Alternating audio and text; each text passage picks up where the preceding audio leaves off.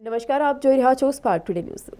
વડોદરાના હરણી લેક ઝોનમાં બનેલ દુર્ઘટનામાં મૃત્યુ પામેલા મૃતકોને સ્વામિનારાયણ મણિનગર ગાદી સંસ્થાના સંતો દ્વારા શ્રદ્ધાંજલિ આપવામાં આવી।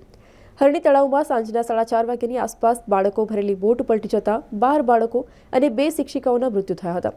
આ માટે મણિનગર શ્રી સ્વામિનારાયણ ગાદી સંસ્થાન સંચાલિત હરણી રોડ સ્થિત શ્રી સ્વામિનારાયણ મંદિર વડોદરામાં આચાર્ય જ્ઞાન મહોદધિ શ્રી જીતેન્દ્રિય પ્રિયદાસજી સ્વામીજી મહારાજની અનુજ્ઞાથી महंत श्री हरिकेशवदासजी स्वामी, श्री सनातन स्वरूपदासजी स्वामी तथा मोटी संख्या में उपस्थित रहेला हरिभक्तों मृतकों आत्मा शांति माटे अश्रुभीनी श्रद्धांजलि आपी धूम करवामां आवी हती। श्री स्वामिनारायण गादी संस्थान संचालित श्री स्वामिनारायण मंदिर वडोदरा में जे हरणी गाम में जे बाळको 12 बाळको 2 शिक्षिकाओं कुल मळीने 14 जणा जे भगवानना धाम में गया है तेने आत्मा ने शांति थाय एना माटे श्रद्धांजलि अर्पण करवा माटे अहींया मंदिर में बधा भेगा थया हता अने एना बाळकोना माँ बाप ने वालीओने एने सांत्वना वर्ते एना आत्मा ने शांति थाय अने ए बधाने भगवाननी आज्ञा में रहे ए प्रमाणे वर्ती अने भगवान सत्य